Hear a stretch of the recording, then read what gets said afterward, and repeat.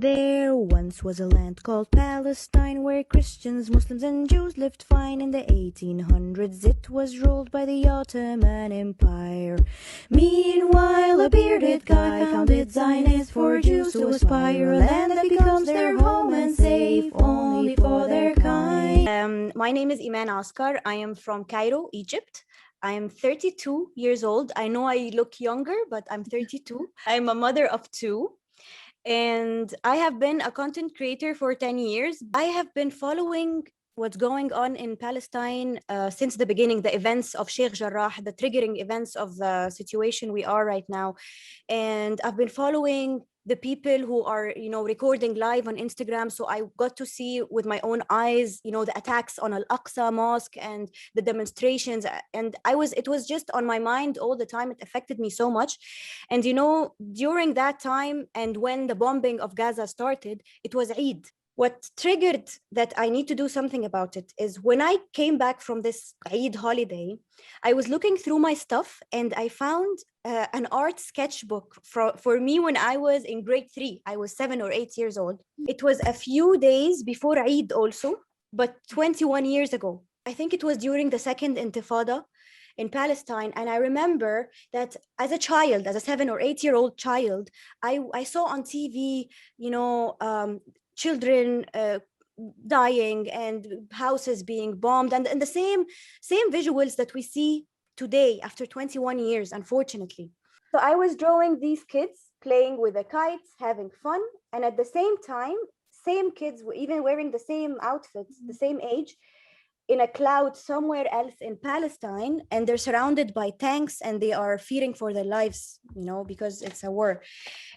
So when I looked at this picture, and I also had another picture of Muhammad al-Durra, if you remember, the one they shot when he was, on the lap of his dad.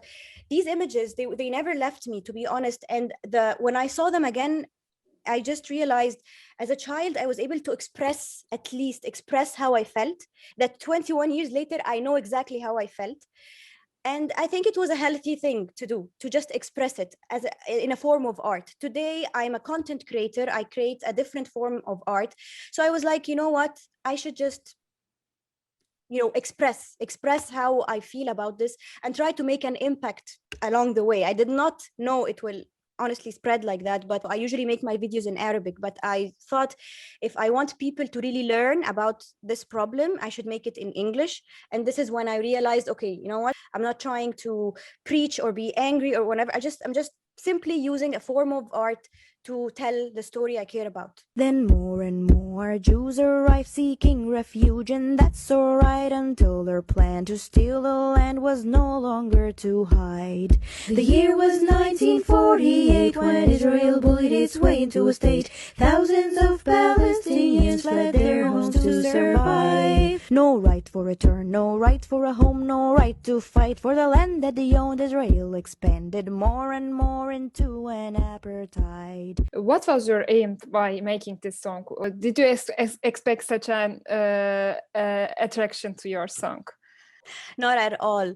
And to be completely honest, it was the first time I create something, and I'm not creating it to get views. I'm creating it really because I really felt the need to express it. And subhanallah, out of nowhere, this is the one that got the views. And this was the most important one to get the views, to be honest, because the feedback and the engagement I got really showed me that it was needed. And how is your feeling now?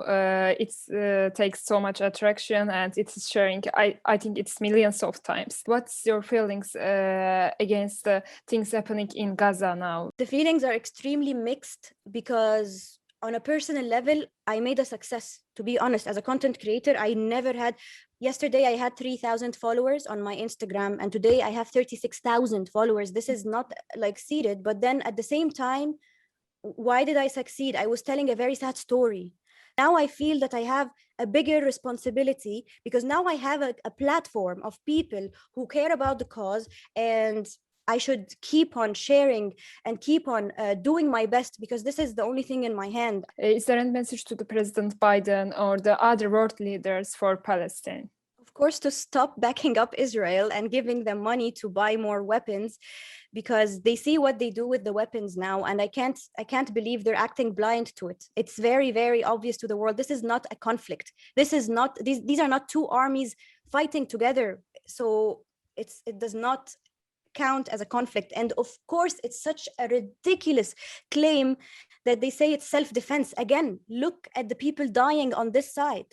This is not self-defense. This is a crime in the sake, like, for humanity. And I really hope they start seeing that the world will not go blind on them again. Where is your humanity? Where is your respect for dignity? Call it conflict as insanity. It's time to change your mind. One day Palestine will be free, so be on the right side of history. You're not anti-Semitic if you stand against war crimes.